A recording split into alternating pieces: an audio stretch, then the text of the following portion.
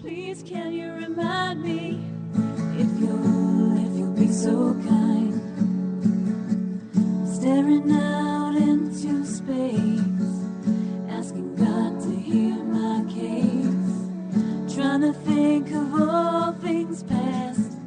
How long will my memory last? With purple angel, purple angel, purple angel. Well, hello, everyone, and welcome to Alzheimer's Speaks Radio. I'm Lori LeBay, and I'm the host and founder of Alzheimer's Speaks.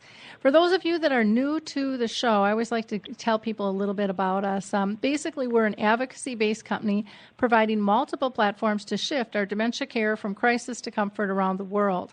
And we believe by joining forces and sharing knowledge and just having these everyday conversations about life with dementia that we can go ahead and remove the stigmas attached to memory loss and help those living with the disease continue to live with purpose, as well as those who are caring for them. Together, we can help everyone understand the true needs of this disease and make people not feel so isolated and fearful. At our core, Alzheimer's Speaks believes collaboratively we can win this battle. And I know it's working because of all your likes and clicks and shares that you are doing regarding our resources. You see, each of you has had a huge impact on raising Alzheimer's Speaks profile and sharing our information. So I want to give you all a big shout out and thank you for making us the #1 influencer online regarding Alzheimer's, according to ShareCare and Dr. Oz. Those couple of seconds that you take to share this information just puts it out before your sphere of influences. You see, so many people are dealing with dementia that we don't even know. But the more information that's out there, the more common it appears to be, the easier it is for someone to grab when they need it. And today's show is going to be really important for you to share. We have Vicki Kind with us, and she has some fabulous resources that will help people in so many ways who are dealing not only with dementia and other forms of illness, but just anybody who's caring for a loved one or even a professional caring for someone. There's a basic of how do you make the right decisions for them. So again, I'll thank you in advance for tweeting us, liking us, sharing us with your LinkedIn groups and any other social media that you may be on. For those of you that may have your own story, we would love for you to reach out to us and tell us, what are you doing to shift our dementia care culture? If it's on a personal level, maybe you're a person diagnosed with the disease. Maybe you're caring for a loved one. Maybe you're a business professional or an author or a movie director or a researcher. We want to hear from everyone. We want everyone's voice to be heard because none of us can do this alone. So please, go to alzheimersspeaks.com and just click on our Contact Us button and shoot me an email, and we'd love to get you booked for the show. On our website, alzheimersspeaks.com, you'll also find out about all of our other platforms, our blog, the Dementia Chats webinars where our experts actually have dementia, our resource website. You'll find the feed for the radio show, as well as the YouTube channel and free tools. So make sure that you take a peek there. What else do I want to tell you about today? As always, there's a few companies that I want to give a big shout out to. And the first one I want to mention is Dementia Action Alliance, known as DAA, and their website is daanow.org. They're a newer organization here in the U.S. At a national level, trying to change how we deliver person-centered dementia care. And it's just a wonderful organization. You'll find great tools and resources. We're in the process of just putting together the information from the national survey that we just got back. We did two. One was completed by people living with the disease. Another was by care partners, which I think will give you some fascinating facts. The Purple Angel Project, if you're not familiar with that, that's a new global symbol for dementia. And I firmly believe everybody should be part of this program. We want this symbol to be as well known as the pink ribbon is for breast cancer, and there's absolutely no reason that it can't be done. Let me see. I think that's all I'm going to give a shout out to right now. And let me go ahead and tell you a little bit about Vicki. Vicki Kind is a clinical bioethicist, and she's a professional speaker and hospice volunteer. She's been with us on the show before, and she is known as the People's Bioethicist because of her rare individual ability to bridge the two worlds, that of healthcare professionals and families struggling to make the right decision. She is an honorary board member of the Well Spouse Association, and she's been a caregiver for many years and for 6 of her own family members. So Vicki totally gets the difficulty in making decisions for someone else and, you know, what's truly in their best interest. So welcome, Vicki. How are you today? I am wonderful, and I am so happy and grateful to be here with you. Because I totally do get it. This is hard, but people like you, Lori, you are making it easier, so thank you. Well, I think together we're all making it a little bit easier. You know, I was a caregiver for my mom for 30 years. My dad was the primary, but then when he got sick, I really had to step up to the plate. And boy, you just you think you're making the right decisions for somebody, but you're not always, because sometimes that inner side kind of squawks out and says, what about me? I have a life too, and this would make my life easier if you would just do this. And we all try to pretend like those conversations don't happen in our head and our heart, but they do, and they need to be addressed. And that's one of the things that I love about your Caregiver's Path to Compassionate Decision Making. You've got this great resource workbook and conversational guide, plus it has a visual toolkit that is just a fantastic way for individuals and families to kind of have this conversation. Now, my understanding is that this workbook is a supplement to your original book, but maybe not. Is that correct on that? And if so, you want to tell people about your book as well? Right. So the workbook is partially a supplement, kind of it's a yes and no answer. It's partially a supplement to my original book that came out 5 years ago, The Caregiver's Path to Compassionate Decision Making. But it also has all sorts of new tools that I've developed. A few of the chapters are definitely things that I wish I had thought of and had included in the first book. You know, I think every author has that moment when they're like, oh, I wish I'd said that. I wish I'd added that. And I decided not to rewrite or put in other addendums in my original book because people truly love that book just the way it is. And a lot of caregivers will say to me, it feels like you're holding my hand and helping me make the right decisions. They feel so supported by it. And, you know, that's one of my missions is to help caregivers be more empowered instead of feeling so helpless and hopeless. You know, we can be stronger together. So a few parts of the new resource workbook really are things that I wish I would have put over in the original book. But the other pieces of this new workbook are things that I've been creating the past 5 years, because every time I speak with families or speak at conferences or talk to healthcare professionals, new ways and new approaches come into my head, new ways of getting through to people so that they can understand their choices and make better choices. So one of the reasons that I also wrote this workbook is because a lot of professionals kept saying to me, you know, I'm using what you told me in your book. I'm using your language. I'm using your approach. And I thought, that's wonderful. And a lot of times other professionals would say, I want to use your language and I want to use your approach, but, you know, I only heard it at the conference, and I wish there was like a little guide, like exactly how to say things. And that's one of my specialties. One of the things I do best is knowing how to say things so regular people can understand it. I don't speak fancy medical language. I don't speak fancy at all, as you can tell. I speak so people can hear it. And so I started creating all these separate little tools, and they started working. And I'm like, wait, I could put all of these into a workbook. And this workbook is actually designed, it's an 8 by 11, it's full-size pieces of paper.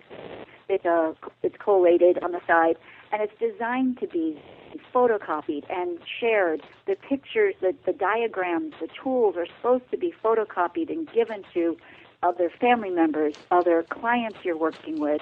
Support groups can use them. Copy the articles. Share everything. I want this information being used because this is an action workbook.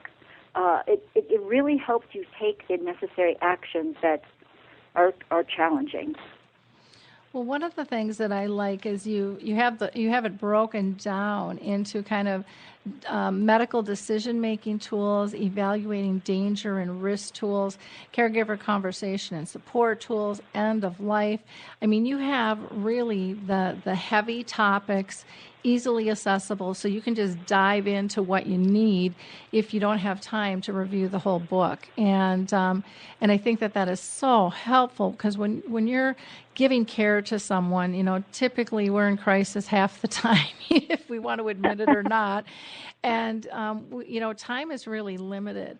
So the way that you've structured it is really, I think, a very, very useful and helpful way to point families in the correct moment and process for them. Can you tell us about your visual conversation tools and how that helps professionals who might be using your book as well? Yeah, so I am not a very visual person. I'm much more of an auditory person.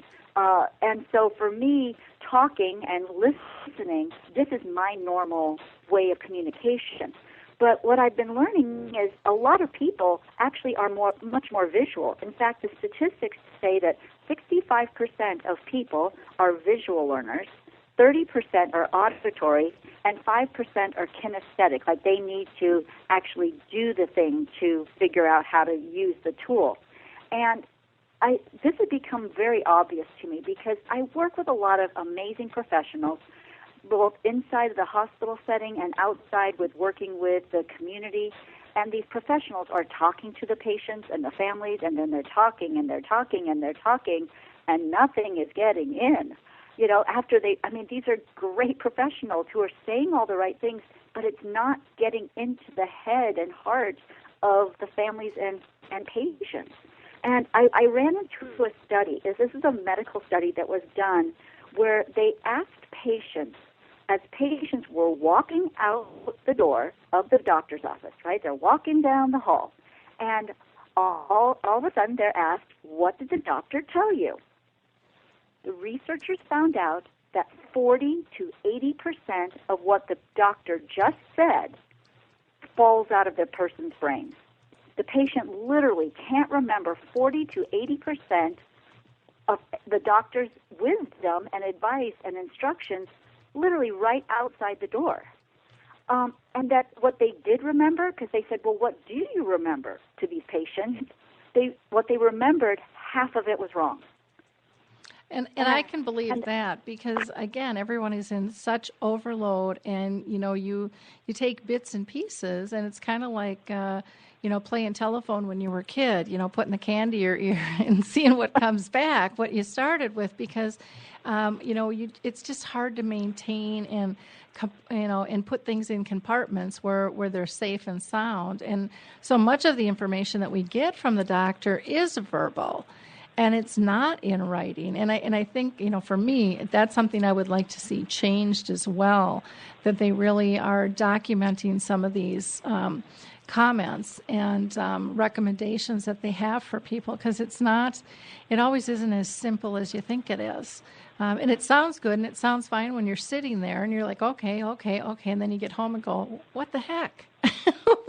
Yeah. What was that? Where was my note? And you didn't want to take notes because you didn't want to look rude, or you didn't want the doctor getting paranoid, that you're going to sue him or something. But, people talk about having those extra set of eyes and ears with you. And I think that's so important. But your book in terms of guiding and how to how to digest all this stuff, I think is fantastic for people. Yeah.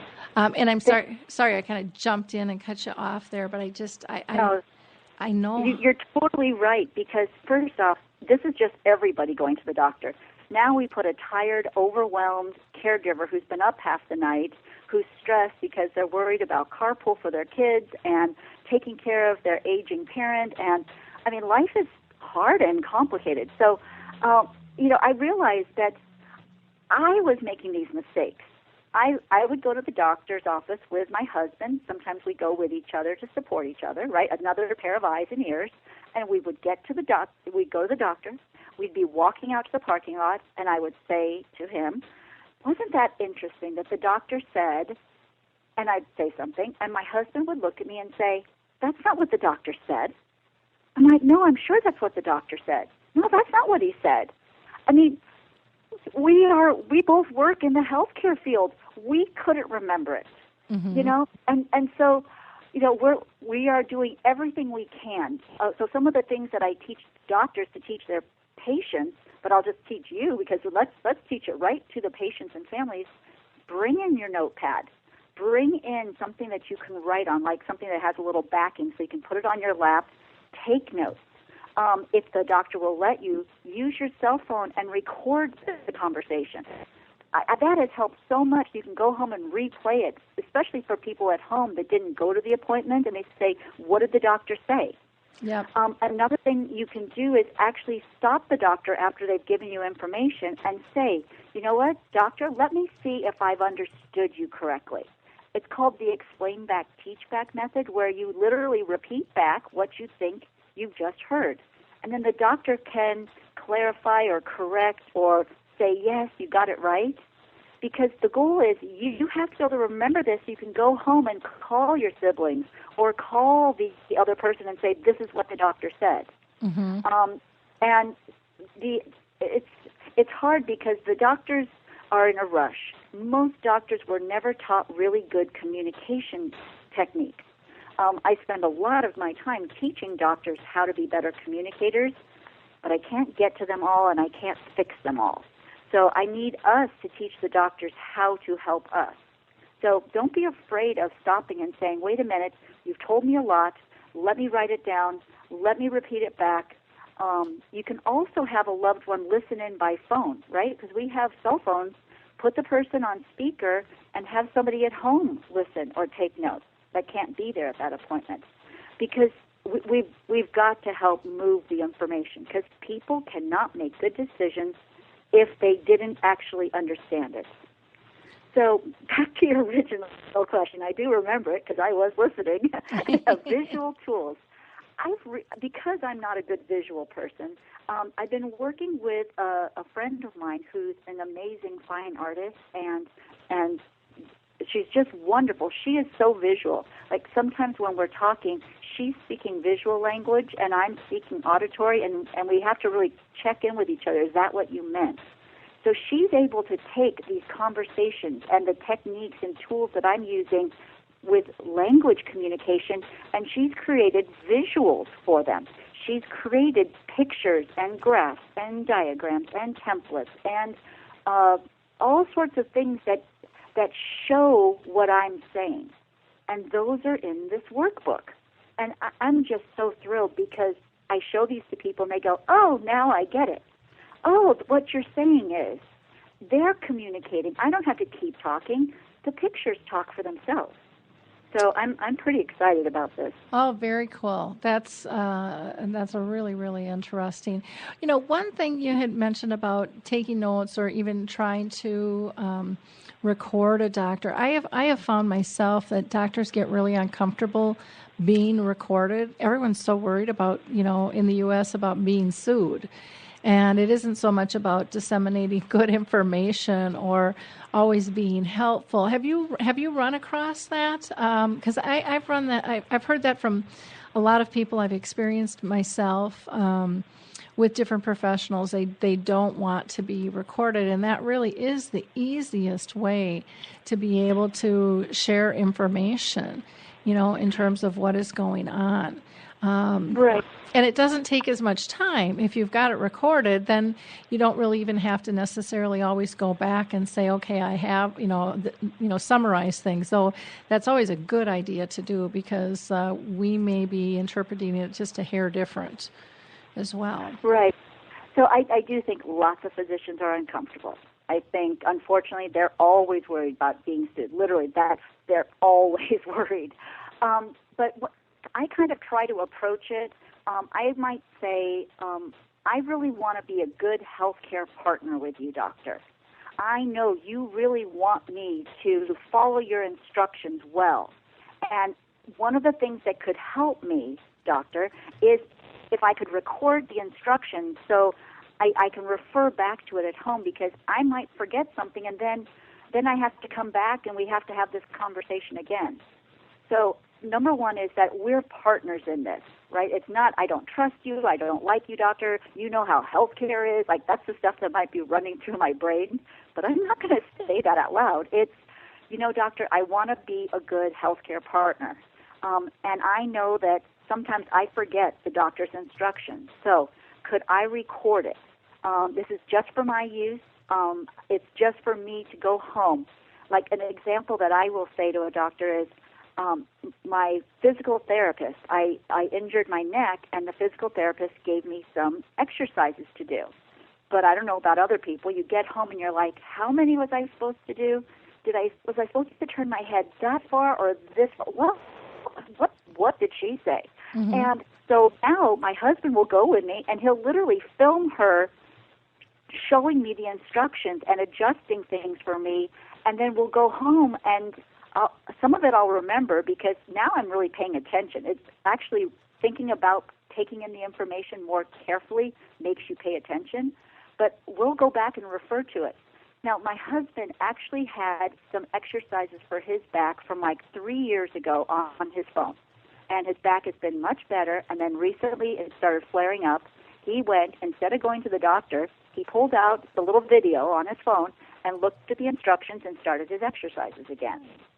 I mean, I would tell the doctor something like that this is so I'm less of a bother to you, yep. So I don't have to keep calling and bothering you, because doctors are in a hurry, and anything that can give them more time and less time with you, they should be for it. So those are some of the ways I might approach it.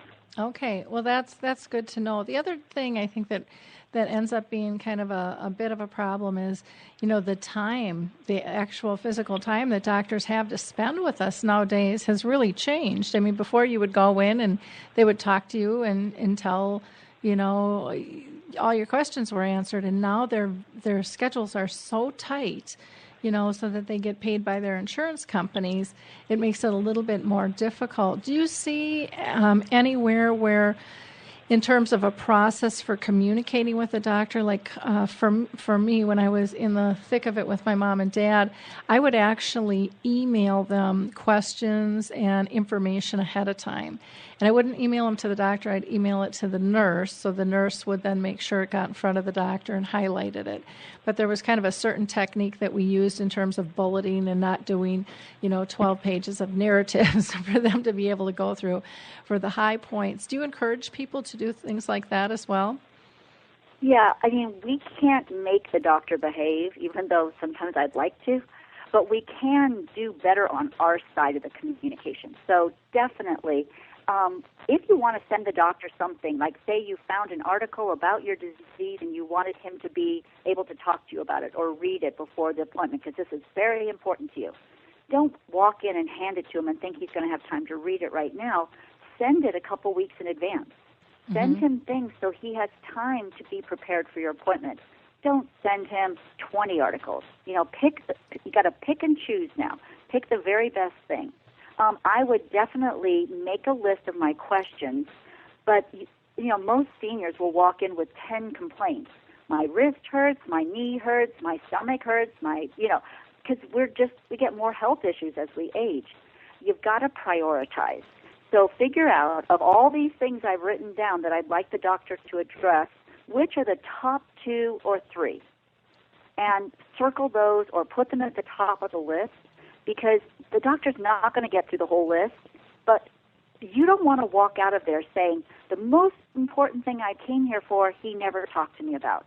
Yep. So you want to prioritize your list and bring 2 copies of the list, one for you to hold so you can stay on track, and one to hand to the doctor, or you can send it in advance. But don't be surprised if it got lost. I would still bring 2 copies with me. I would also think about it. You have to kind of think like a doctor. They want to know what symptoms are you seeing? What's changed? What's different? Like one thing because a lot of times people with some kind of dementia, they'll go to the doctor and they'll look pretty good. And the doctor will be like, I don't think she has dementia. She doesn't look that bad. Like, I don't think my dad's doctor ever knew he had dementia because he could smile, he could tell a joke. He couldn't think, right? He couldn't protect himself, but he could do all sorts of charming things. He looked good. So, Yep. They do this all the time. They, really perk up. So make a list of the behaviors. So make a separate list and say, these are the strange behaviors I'm seeing at home. He's putting the phone in the closet. He's forgetting to do this. And because somehow, if it's in writing, it means it's real. Mm-hmm. It's not true, but it's an illusion that if there's a list of things that the doctor can say, oh, I'm not in your home. I can see now what you're talking about. Here are specific examples versus just saying, he's just not like himself. Yep. Yeah. What does that mean? So give them some data. Give them very concise lists. It should not be more than, I printed in big font, very few items. Just don't make it harder for them. And say thank you. If you really want a doctor to spend more time with you, be grateful, be appreciative, say thank you, because I will tell you our doctors are drowning. Mm-hmm. They are like, if you think you're a tired caregiver, they are drowning because nobody's helping them. The system is making it harder and harder. They are quitting. They are committing suicide in rapid numbers. We've really got to be grateful. And I know it's hard because a lot of times we're mad. Why aren't these doctors doing it the way they used to? We are lucky that any doctor is still practicing. Mm-hmm. So as much as we expect a lot of them, be thankful too. And because the good ones we've got to thank so they'll keep going. Yeah, I agree. I totally agree. The other thing is I think sometimes people go in marching telling the doctor this is what's wrong. And, they've researched it. And I think some doctors get offended by that, because, they're the ones that went to school for a zillion years. And so I think part of it is our approach as well. I think we have to be we have to be strong advocates, don't get me wrong there, but I think approach is really, really important. If we go in sharing information and going, gosh, I don't know how you keep up with all this. This is something I just learned. Maybe this would be helpful not only for my parent in our situation, but for others you're dealing with. I think that goes a long ways as well in terms of just how we approach. The other thing that I found too, and maybe there's time for this or not, but I thought it was also important to let them know what they're still able to do, because a lot of times those discussions are in front of the person, and if you go to the doctor and you're just nitpicking about what they can't to do anymore, that gets really old, and then we wonder why the people don't want to go to the doctor. If we're constantly pointing out the negative as well. So I think we have to be really respectful in terms of what is stated and try to build that relationship with the doctor. So, I'll use driving as an example. A lot of times that's something families just can't address, or they can, but it just gets into fights. But if the doctor mentions it because of the notes that you gave them and takes the responsibility for addressing it versus pointing out, hey, your daughter said you shouldn't be driving anymore, it comes in a whole different light. But you're laughing, but that happens all the time. No, I'm laughing because it happens. Yeah, It's like I could just see the doctor walking in there saying, and most of them are actually getting to be better communicators, but some of them still don't quite see it. Yep. Because sending a note beforehand about all the stuff that's going on, so you don't have to report it, the doctor can just ask the right questions, is such an important thing. Because now you're not ratting out or telling on your loved one, You're just informing the doctor, and then the doctor can take that and ask appropriate questions. Yeah, and I was going to say, and it doesn't hurt to add in your note to the doctor, please don't say, I'm the one calling this out, because they can't remember all family dynamics either, so give them that little tip as well, and you have a little better chance of it not happening. No guarantees. Unfortunately, I think in life we should be more explicit with our language. Mm-hmm. We shouldn't assume that people understand all the nuances. I think we should just say what we need to say, including, don't tell my mom I wrote you this note. Yep. But I think these are things you should know that are happening at home. Mm-hmm. I love the idea of talking about what they're able to do. That reminds me of a friend's it's like a card game, but it's like it's a little card game where you evaluate activities of daily living, and it's a conversation tool. It's called thecardsivebeendelt.com, and they basically they do both things. They address what you can't do, but you're also creating a pile of all the things you can do. And that's really reassuring that, see, you're still able to do a lot, so you can't do these. Let's see what we can do about those. But look at all the things you can do. There's that lovely balance. Mm-hmm. One thing I just wanted to mention, because you were really right about not telling the doctor what you think is wrong. Here's how doctors' brains work. They're used to looking at symptoms, like what is going on. What are the symptoms? The pain, the throwing up, the whatever it is, and then they put those symptoms together, and then they come to the conclusion. If you come to the conclusion, sometimes you can actually distract them and send them off in the wrong direction. Even though that shouldn't happen, you can, by you coming to the conclusion before they have a chance to think, you may be sending them in the wrong medical direction. So report the symptoms you're seeing. I'm noticing that he's limping on the left side. I'm noticing that he can't seem to hear in noisy environments. Talk about the functions and the symptoms and let the doctor pull it together into a conclusion. Because you and I might jump to the conclusion that this is the normal thing that most people have with these symptoms, but doctors know that there's 5 or 6 other things. Yep. And if we close the door for them, then they might close that door and forget to say, wait a minute, but there are those other things, mm-hmm. right? It's just like quickly being diagnosed with Alzheimer's when it could be vascular dementia, frontotemporal, Parkinson's dementia. We need them to be open to looking at what is this based on what I've told you. So I hope that helps, because I know that I've actually gotten a doctor to go the wrong direction for my own health, mm-hmm. and I was fooled to do it, because I thought I knew what I was doing, yep. and I totally got the wrong treatment for my back for a short period of time because I told them the answer, and I was wrong. I'm not a doctor. Yep. Yeah, and it's really easy for us to do that because we want answers so bad. But mm-hmm. we don't always have the skill sets or the knowledge base to go through everything. And the answer looks right, but looks can be deceiving, as we all know.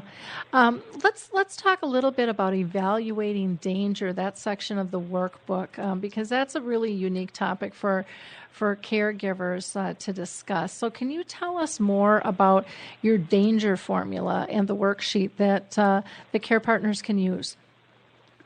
Yeah, thank you. I think most people love the danger section of my book the most. I think it's the number one reason most professionals buy my book, because it is so unique and so practical and helpful. The other sections people love, but this is the one that really stands out. And it's actually the most popular talk I'm being asked to do at conferences. Because, again, how do we know when to step in? Should we step in? How much to step in? How do we step in? Because a lot of times we see a son who says, I think I need to move my dad. He's not safe at home. And they'll march in, because adult children, we want to get stuff done. We have agendas. We're trying to do the right thing, but we're in a hurry. And we go in there and we say, Dad, you should move. And what? That comes out of nowhere, right? Yep. And have to stop and say, first off, is Dad able to make his own choice about his life? Can Dad live in this more dangerous, he's not steady on his feet? Can he make those decisions, or is it really something that I need to step in and make those decisions? Because a lot of times we're stepping in when all we're doing is being bossy, right? Dad is great. Dad's taking care of himself. He's paying his bills online. He's all together. And yeah, he's not very stable on his feet, but he refuses to use his walker. Well, guess what? People that have mental capacity, that have enough mental capacity to take care of themselves, also have the right to live with a certain amount of risk. And this drives all of us crazy because we want people to behave. But you know what? If Dad's doing fine, he's allowed to make choices. Will I make these changes in my life? Won't I?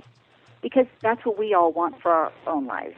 But there are times when we have to step in because Dad isn't safe. He doesn't even realize that he should be grabbing his cane because he doesn't connect the dots that, I feel tippy, and so I need to grab the cane, or I'm forgetting to take my meds, I should grab the cane. So there's an article, a diagram, and a worksheet that all go together, kind of explaining how to think through different situations, because it's not a one-size-fits-all. So when we do think that we need to step in because this person can't protect themselves, right? They're just not making a choice that we don't like. Like I would never ride a motorcycle because I think it's too dangerous, but other people do. I'm not the boss of other people. But if my dad, who has dementia, tries to ride his motorcycle, I need to step in because he's no longer safe. So the formula is basically an easy equation. One number plus a number gives you the answer. And the two questions I ask on this, it's a little diagram. This is why trying to explain this with words, it's so much easier if you could see the picture. That's why I love this diagram. But basically, we score it from 0 to 10. And the first question is, how serious or how dangerous is this thing we're talking about? Right? So Dad wants to ride his motorcycle, and he has Alzheimer's, quite a bit of Alzheimer's. How dangerous is that? 0 to 10. What do you think? Probably a 12. 12, right? Okay. Well, we'll go with 10 because that's the highest number on the scale, but it is a 12, right? And then the other question we ask is, what's the chance of this action actually happening? Because sometimes we get worried about things that aren't really happening. I can do that. I can wind myself up and worry about stuff that isn't even a reality.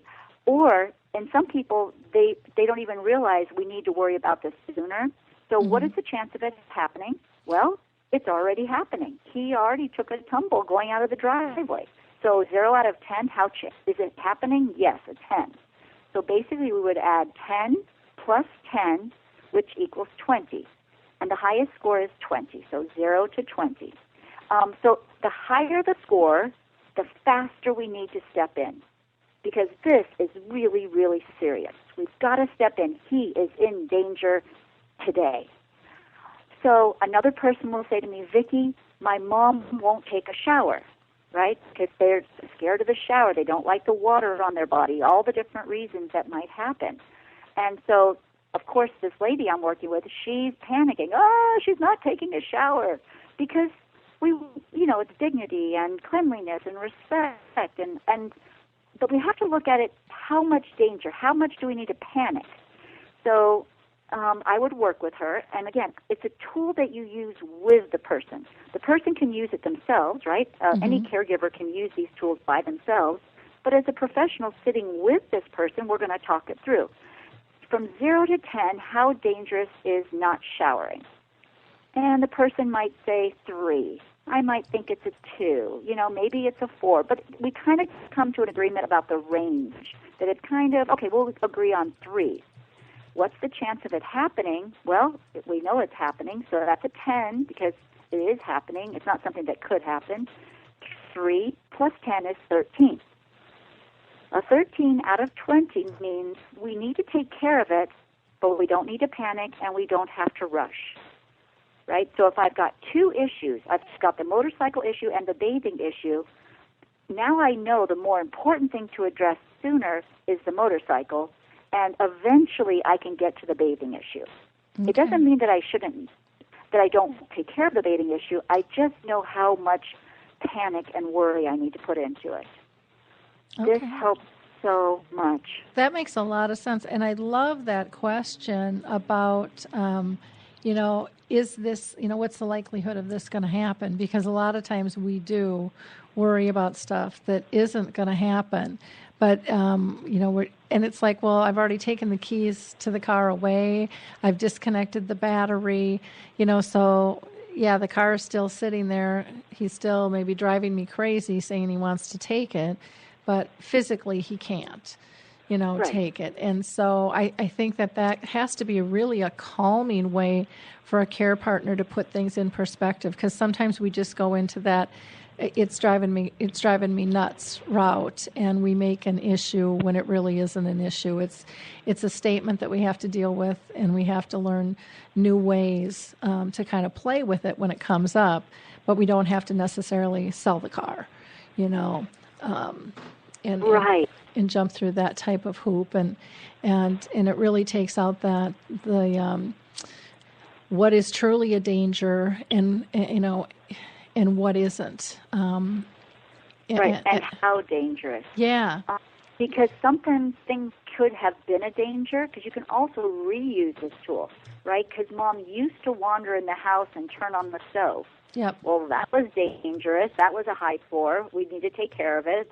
Whether we have someone watching her or we take the knobs off the stove or whatever we do to solve it, right? Mm-hmm. But now she's so weak.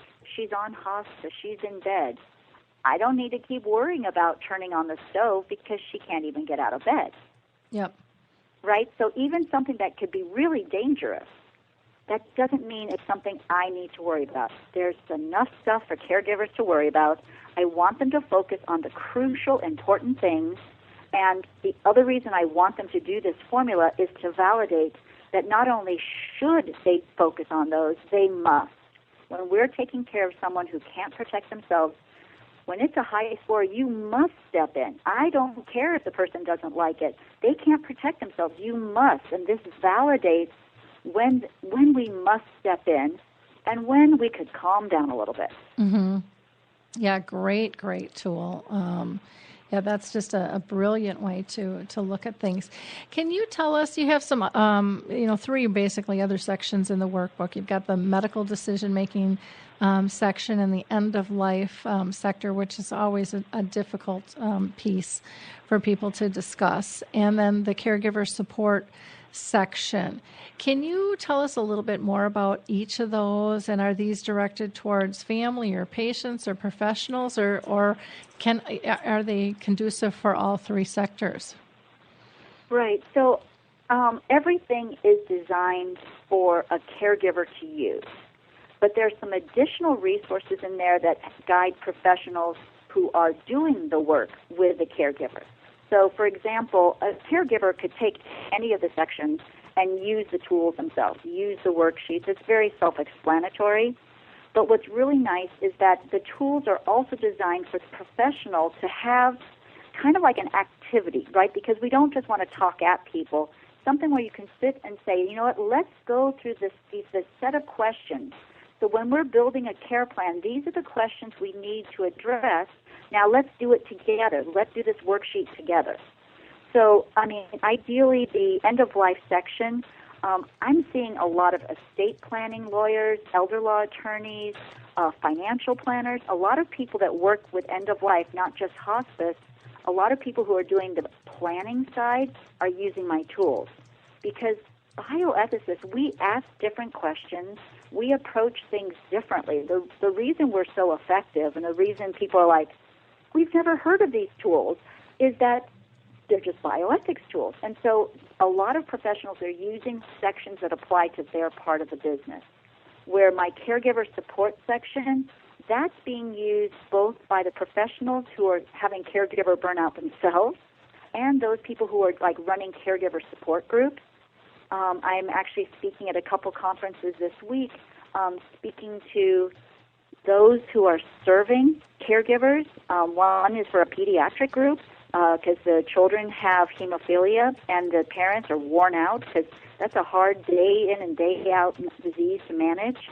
So the parents are wearing out. Mm-hmm. And then the people that were booking me, they said, but also address caregiver burnout for the professionals because they're caring for the caregiver, right? Mm-hmm. And so there's layers to all of this. And the medical decision-making guide is, of course, being used by a lot of hospitals and medical professionals. So all of it is designed for the end user, the patient or the family, but throughout it is literally the structure and process. I tell people it's my brain. I hand the book to them and I say, you just bought my brain. This mm-hmm. is exactly how I would talk someone through this particular issue. And that's just how I am. I have to share and I have to help people, have better conversations because ultimately you get better outcomes. Exactly. Well, this workbook is absolutely, fascinating, and it's something I think everybody should have, kind of as their little Bible, because sooner or later we're all going to be caring for someone else. I mean, that's just kind of the odds of the way life works. And if nothing else, it's also going to make us much more conscious of how do we want to be cared for. What are the questions we need to start talking about and addressing with family who might be caring for us, later on down the road? I mean, we could get in a car accident tomorrow. I mean, you just don't know. And so we have to stop being fearful of a lot of these discussions and look at that as living well, being able to live the best we can. Now, in your end of the life section, you have some worksheets like guidance for my decision maker and the quality of life template. Can you talk about these two forms, worksheets that you've included in your workbook? Yeah. So I've gotten one of the overall themes to the work I do, besides teaching people tools so they feel more supported and confident that they become good decision makers, but that every decision we're making, whether it's medical or how someone's going to live, in that care community, we have to make sure that we're being very human, very caring, that this isn't just a body in a bed. This is a real person who has values, who is valued, that we have to bring humanity into all of this care, whether it's for someone with a disability, someone who's dying, and we want that for ourselves, right? I had somebody who bought my first book and said, I'm going to use this with my mom, and then I'm going to give it to my daughter so she can use it with me when it's my time, right? Oh, nice. That's what you were saying. So I've been doing a lot of work, because in bioethics we do a lot of end-of-life work, trying to figure out how to get people to communicate better about their end-of-life wishes.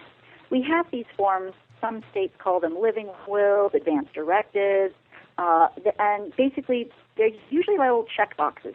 Do you want CPR? Yes or no? Check the box. Feeding tubes? Yes or no? Check the box. And it really doesn't tell us much else.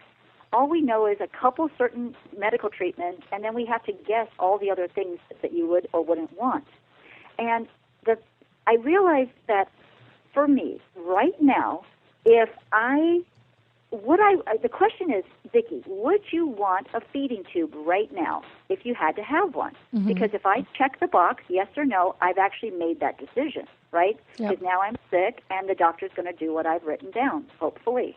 The thing is if I have esophageal cancer and I cannot swallow food anymore, but I could still come and do a speech, be on the phone with you, go to my niece's birthday party, and I have a feeding tube. Nobody wants a feeding tube. I don't get to eat birthday cake. And I know I'm disappointed, but I can still live a certain kind of life that brings me enough joy, that's defined by me, right? It doesn't have to be what you would want. It's just what I would want. Mm-hmm. Then, okay, put the feeding tube in.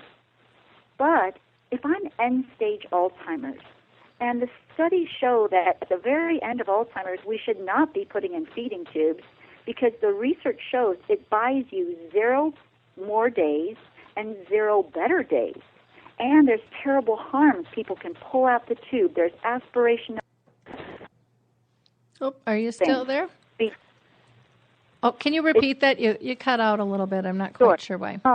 Sure. So with Alzheimer's and stage Alzheimer's, not only would I say absolutely no to a feeding tube, I'd say no because, first, it doesn't get me anything good. It doesn't give me more days of life. It doesn't get me better days of life. And it causes me all sorts of harms. I might pull the tubes out. I might have aspiration pneumonia where you choke on the food that's being put in there and then it goes up into your lungs. I mean, there's all sorts of dangers. The medical research has shown no feeding tubes at the end of Alzheimer's. But we put them in all the time because nobody is asking this question, to what end? What's the purpose of these treatments? So what I've done in my quality of life statement is I've actually listed some of the things that would tell you why you should put a tube in versus when you should not. When would I want CPR? What goal would it achieve, and when would it not? And there's 3, I'm glad to send anyone a copy of my actual advanced directive if they want to email me, but it's also included in the workbook when you get all the other templates and things. Because basically, I want to know from patients who can't talk to me anymore because they're too ill, what makes your life full of joy? What makes your life worth living? And what would be a fate worse than death? Like, what condition would be horrible to live with? And the third question is, what would be an acceptable level of better? I know you wouldn't like it, but you could live with it.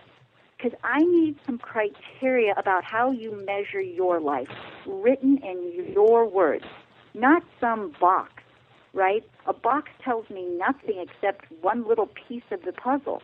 I need you to say, I would hate it if I had this. And I couldn't, like one person said to me, I would hate it if I couldn't both give love and receive love. Right? Yep. Now, that could look like just holding each other's hands. Versus another person said, if I can't work in my garden, I would hate it. That would be a huge loss to me. But as long as I could do these other 3 things, all right, I could live with it. Okay, I can't work in the garden, but I could do these.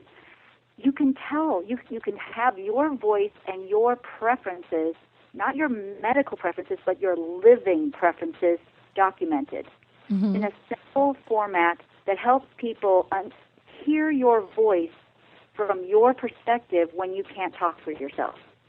That's what the template does. And the other form is the guidance for my decision maker.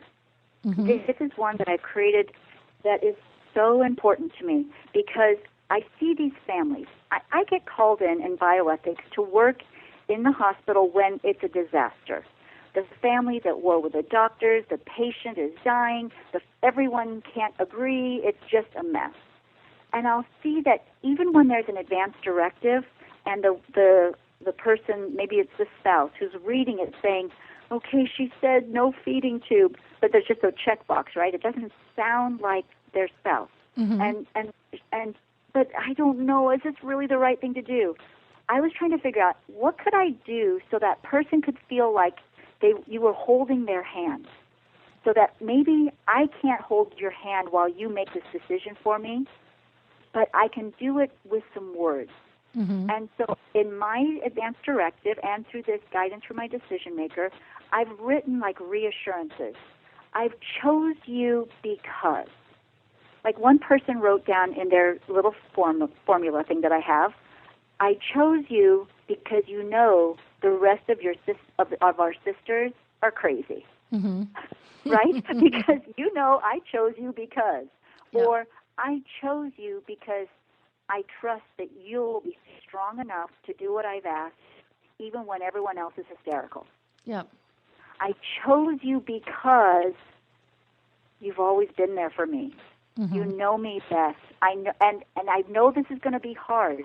I really think we need to write a very small little paragraph to hold that person's hand. I know you can do this. I know I'm asking a lot of you. I believe in you because I know you'll ask the doctors the right questions. You'll make sure that prayers are being said at our faith community. I know that you'll do these things for me. Because this would be so helpful, because I see these families torn apart. They're actually doing the right thing. They know they're doing the right thing, but they don't feel very brave. Mm-hmm. And I think we could help them feel brave. So that's what I've been trying to create, some structure and process to help people say something directly so that that person will honor their decision. Oh, that's a great way to put it, to help people feel brave, because it's so scary. It's just, so scary to maybe do the wrong thing. And even when you've had the discussions, when the time comes, you think, did they change their mind? What is the right decision? And the more we can have that reassurance ahead of time, the easier it will be. The more in depth we can have these conversations, the easier it is to stand up and be brave with that. Right. So. And at the end of the document, there's a section that says, here's what I need you to do for me. Make sure someone's feeding the dogs. There's a little section like come to the hospital, talk to these people, just a little guidance, because there are things we want people to be taking care of for us. Then there's a little section where I remind people that the law says that we're supposed to honor the patient's wishes, just to remind them that that is the standard. Mm-hmm. And then at the very bottom it says, if you can't do this for me, if you're not comfortable, if this isn't what you want to sign up for, then tell me now. And then there's a place at the bottom where they sign that, yes, I will do it. Yep.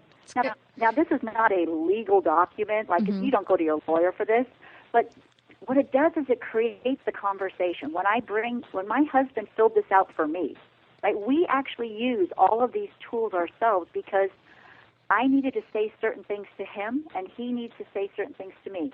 So at the bottom of it, you fill it out, you go and talk to that person, and you say, here's what I'm sharing with you. Can you look through it? And I'll wait, and then we can talk about it, right? So now we're actually having that important conversation. We're not just writing it down. Mm-hmm. And are you willing to do this? Yep. Because you wouldn't believe, Lori, how many times we call at the hospital, we call to that person that's on the form, and they say, I had no idea. We never talked about it. Yep. I didn't even know she picked me. Yep. Well, Disaster. It's kind of like, when you take a plane ride and you're in the exit aisle and they're like, okay, we're going to ask you one more time. We know when you booked the seat, you said you were willing to help people get off the flight in case of an emergency. Are you willing to do that? And again, it's just good business to have these conversations and to be upfront, not to surprise somebody and all of a sudden they're not sure what the conversations were, even though you had them, but to let them know how important this is to you as well. That you've taken the time to have this conversation with people. It just is so much easier. I know my folks, when they went through, the attorney, and we're trying to figure out who's going to pull. My dad would refer to it as pulling the plug on them. They said, well, we're going to have Mark do it because we know he won't have a problem. You and Scott are going to be puddles, but Mark can do this, And it was just kind of personality style. And it was a joke, but it was very true. He would have an easier time doing that than myself and my little brother, and that's okay to recognize that. Because if you truly want what you want, then you have to make sure that you've got somebody who can stand up to it and who can be brave in a scary situation and isn't going to second guess themselves to death, because some of us do that. And, and that can be really destructive. And time is a lot of times of the essence in some of these decisions. So we've got to have that paperwork in order. We've got to have these conversations together. Vicki, this has just been, as always with you, just a wonderful, wonderful, informative conversation. Can you tell people again how they can get your book, and what's the best contact information that you would like to share with them? Right. So my website is www.kindethics.com, and so you can contact me right through there. You can also email me directly at kindethics@gmail.com. My workbook is not for sale through like Amazon. It's something I just sell directly. And so you just email me and let me know, and we'll communicate, and I'll get you your address, and you can send me a check or however we want to do that. If you do want to buy my original book that's designed for decision-making specifically for those who lack capacity, then you can order that, again, directly through me. I can send you everything. Or you can get it through Amazon, Barnes & Nobles, all those places. And I also am available. Sometimes people want to have a conversation and kind of run something by me. I do phone consults, and a lot of people don't know that I do this. And that people are like, I think I'm making the right decision. Can I run this by you? And there's a fee for that. But, most people only need me for like a half hour, maybe an hour. And they feel better because it's like, okay, I've got this now. I can move forward. Mm-hmm. So that's another option. Sometimes people arrange to, just speak to me and, to feel better or to have some clarity regarding their hard decisions. Okay. Well, wonderful. Well, you have a brilliant day, and I wish you so much luck and success with all you're doing. You just bring some really needed questions to the table, and you truly are that bridge between the professionals and the family. So huge kudos. That's not an easy job to bridge. Thank you. So you're really, really doing a fantastic job. And again, I look forward to having you on the show again in the future. Because you always just give us so much to think about and such great tools when you come for people to be able to tap into when they're caring for a loved one. So thank you again, Vicki. Appreciate your time today. Thank you. I'm going to go ahead and just do some highlights here. And a couple of shout-outs as well before we wrap up the show. If you didn't listen to the last couple of shows, we had the Sky Factory on with a great product. Ray Ward was on with us, and it is outdoor scenes that can be put overhead or in a window. Some are still, some move. Pretty fascinating, and it can make any environment a comfortable one. And this is a really relaxing piece that anybody in dementia care could add into their community, and it will benefit not just your residents, but family and staff as well. We also had a recent show with Gary Joseph LeBlanc, and he talked about his latest book, The After Effects of Caregiving, which was just, again, fascinating. Gary has been through a lot in his own personal life, and he really talks in raw moments about what that was like and how it affected his life when his dad passed away. Next week, we're going to have Ben Atkinson-Willies with us with Active Minds from the UK, and we're also going to have the Savvy Senior group with us that's going to be talking about a new educational fair and a screening of His Neighbor Phil. Next Tuesday will also be the new Dementia Chats webinar, which everyone is welcome to attend. Again, our experts actually are those living with dementia. So we encourage you to bring any questions that you have, any topics that you want to discuss, because this is not anything that is structured. It's all about bringing people together and having, again, a normal conversation. If you are in Minnesota, come to the Alton, which is a memory care at 1306 Alton Street in St. Paul, Minnesota. On October 13th, at 5 o'clock, we're going to have appetizers and beverages. And then at 5:30, we are going to do a screening of the new dementia film, His Neighbor Phil. Afterwards, starting about 7 o'clock, we're going to have a little talk-back session. And if you'd like to RSVP, you can call 651-695-2384, 651-695-2384. And you can email also your RSVP to K Edson, that's KEDSON, at stewartco.com. KEDSON at Stewart, STUART, We'd love to see you there. This is a brilliant film, and it's my pleasure as a platinum sponsor. Alzheimer's Speaks is platinum sponsor to be involved with this with these screenings. We're going to be doing them all around the country, and so if you have a chance to check it out, please do so. I also want to give a shout out to some of our sister programs here at Alive and Social, and I have to say I just love that I have moved my show here. The staff have just been wonderful to deal with, and it's just a very fun place to work.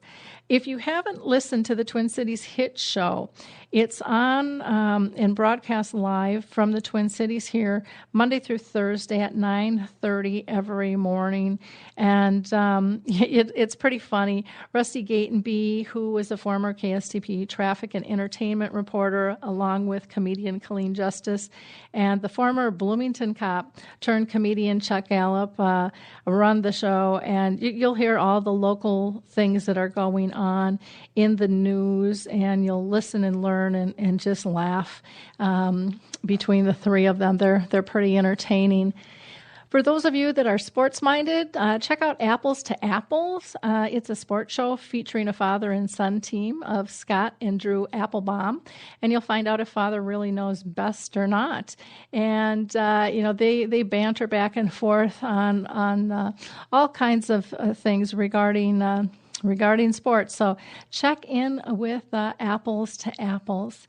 And the last one I want to give a shout out to is the Sports Ticket. The Sports Ticket is your entry to all sports. So Greg George and Kendall Mark broadcast every Monday in the studio and Thursday live from Bennett's Chop and Rail House. And they talk about past and upcoming games in the Twin Cities, and they cover all the wide variety of sports, from the Lynx and Gophers and Vikings and Wild and Timberwolves and the Twins. So tune in and get winning tips for your fantasy football league, and hear what the scoop is as the guys travel around there. In closing, I would just like to share with you the memory chip, which is a tool we have on AlzheimersSpeaks.com. You just have to register, and then you can go in and get all of our free tools. But the memory chip helps you refocus on what is important. When we're care partners, we typically have this big, long checklist, and those things still need to get done. But if we're truly going to be person-centered and put that person first, we have to focus on three things. Are they safe, happy, and pain-free? And when we do that, we'll do those tasks just a little bit differently. It's pretty fascinating how it works, but it's a powerful tool, costs you no money. So go to AlzheimersSpeaks.com and check in. And last, don't forget to share us and like us and tweet us out. This was a fascinating conversation, again, with bioethicist Vicki Kind. She always shares great information. So I'd appreciate your support in getting her tools out there to the rest of the world. Till next week, have a great time. Bye. Hi, this is Suzanne Newman, host of the Answers for Elders podcast and radio show. We are the North Star that guides you through the complicated journey of senior care with trusted experts in money, law, living solutions, and more. So join us on this station, your favorite podcast channel, or just go to AnswersForElders.com. Meet the Wayshowers who will help your journey go a lot easier.